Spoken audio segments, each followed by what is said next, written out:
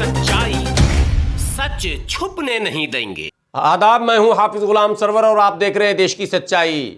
शादियां तो आपने कई देखी होंगी, अक्सर आप बारात भी देखते होंगे, ढोल बाजे भी देखते होंगे और शादियों पर नाच करते लोगों को बारात को देखते होंगे। लेकिन शादियां बिहार में कई तरह की होती हैं। शादी बिहार में एक ऐसी भी होती है जिसको पकड़ौआ शादी कहते हैं।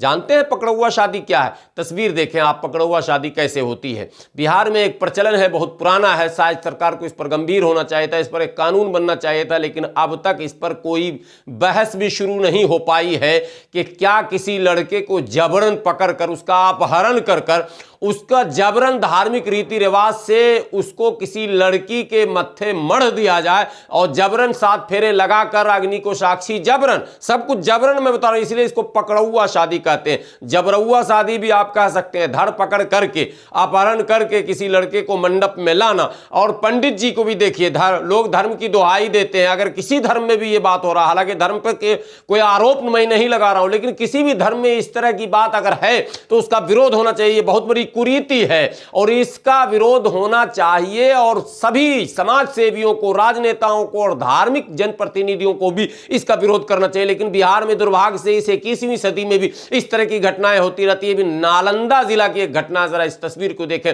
यह नालंदा जिला की घटना है जहां एक लड़के का अपहरण किया जाता है, रात भर उसको रखा जाता है कब्जे में, उसकी पिटाई भी होती है। यह लड़के वाले पक्ष का आरोप है। और उसके बाद पिटाई ठुकाई के बाद उस लड़के को कॉलर पकड़कर, जरा देखें तस्वीर में कैसे कॉलर पकड़ के घिसेटा जा रहा, और पीछे जो है जो दुल्हन बनेगी उसका वो दुपट्टा बांधा गया है, जो नियम है, रीति है, रिवाज है, और उसको बांध के घिसेटा जा रहा है। और वो लड़का भागना चाह रहा है जबरदस्त, उस जगह से भी वो भागना चाह रहा है, लेकिन सैकड़ों लोगों के बीच में वो घिरा पड़ा है और उससे जबरन मंडप में ले जाकर विवाह के वो तमाम नियमों का पालन करवाया जा रहा। जो भी नियम धार्मिक होते हैं वो स्वेच्छा से पालन किए जाते हैं, पुण्य के लिए पालन किए जाते हैं। रीति और रिवाज जो भी है उसका पालन अगर स्वेच्छा से नहीं हुआ तो वो रीति रिवाज नहीं है, वो कुरीति है और जब्र है, और इसका विरोध होना चाहिए। लेकिन दुर्भाग्य से बिहार में आज भी इस तरह की घटनाओं का उजागर होना